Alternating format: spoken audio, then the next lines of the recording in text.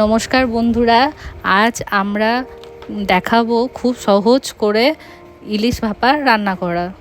প্রথমে নিতে হবে ইলিশ মাছ, তারপরে ইলিশ মাছের ওপর নুন, শুকনো লঙ্কা, হলুদ দিয়ে দিলাম। ইলিশ মাছটাকে এটা দিয়ে ভালো করে মাখিয়ে নিতে হবে। মাখিয়ে নিতে হবে ইলিশ মাছটা, যাতে নুন হলুদে পুরো ভালো করে মেখে যায়।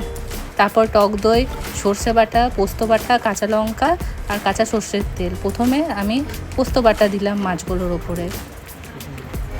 পোস্ত বাটাটা দিয়ে তারপরে দিতে হবে সর্ষে বাটা। সর্ষে বাটাটাও দিয়ে দিলাম মাছগুলোর ওপরে, দিয়ে ভালোভাবে মাছগুলোকে মাখিয়ে নিতে হবে। সর্ষে পোস্ত যেন মাছের দু পিঠে ভালোভাবে মাখানো হয়।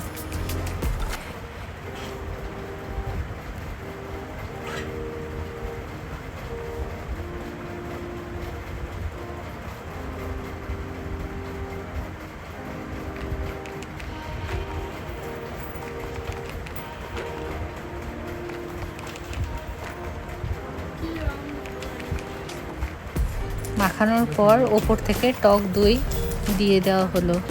টক দইটাও মাছের দু পিঠ ভালোভাবে মাখিয়ে নিতে হবে। হাতটা ধুয়ে ফেললাম, তারপর টিফিন বক্সটার মধ্যে মশলাটা একটু নিয়ে ছড়িয়ে নিতে হবে। ছড়িয়ে নেওয়ার পর মাছগুলোকে টিফিন বক্সের এই মশলার উপরে পরপর সাজিয়ে নিতে হবে। পরপর মাছগুলোকে সাজিয়ে নিলাম। সম্পূর্ণ টিফিন বক্সটা ছোট হওয়ার কারণে না আটলো না, তার জন্য আমি মাছটা কিছুটা উপরে দিয়ে দিলাম।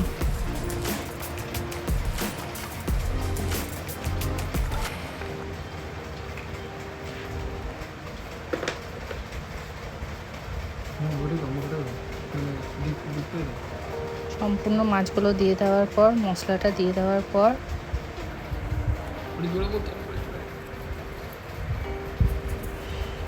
কাঁচা সর্ষের তেল ওপর থেকে ছড়িয়ে দিলাম, আর গোটা কয়েক কাঁচা লঙ্কা চিড়ে মাছগুলোর ওপরে দিয়ে দিলাম। ম্যারিনেট করার পর মাছগুলোকে চাপা দিয়ে দিলাম। আমি 10 থেকে 15 মিনিট আগে গরম জল কড়াইয়ে ফুটতে দিয়েছিলাম। গরম জল ফুটে যাওয়ার পর টিফিন বক্সটা জলের ওপর বসিয়ে দিলাম। তারপর একটি ছোট শিল আছে, এই শিলটা বা যে কোনো ভারী জিনিস আপনারা টিফিন বক্সটার ওপরে চাপা দিয়ে দিতে পারেন। আমি টিফিন বক্সটার ওপর শিলটা বসিয়ে দিলাম, চাপা দিয়ে দিলাম, যাতে টিফিন বক্সের ঢাকাটা কোনোভাবেই খুলে না যায়।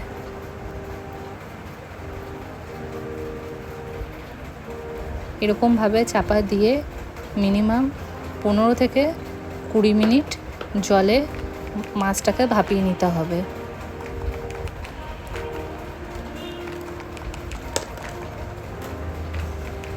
দেখুন জল ভালোভাবেই ফুটছে। তারপর 15 থেকে 20 মিনিট হয়ে যাওয়ার পর মাকে বললাম ঢাকাটা খুলে মাছটা সেদ্ধ হয়েছে কিনা একটু দেখে নিতে।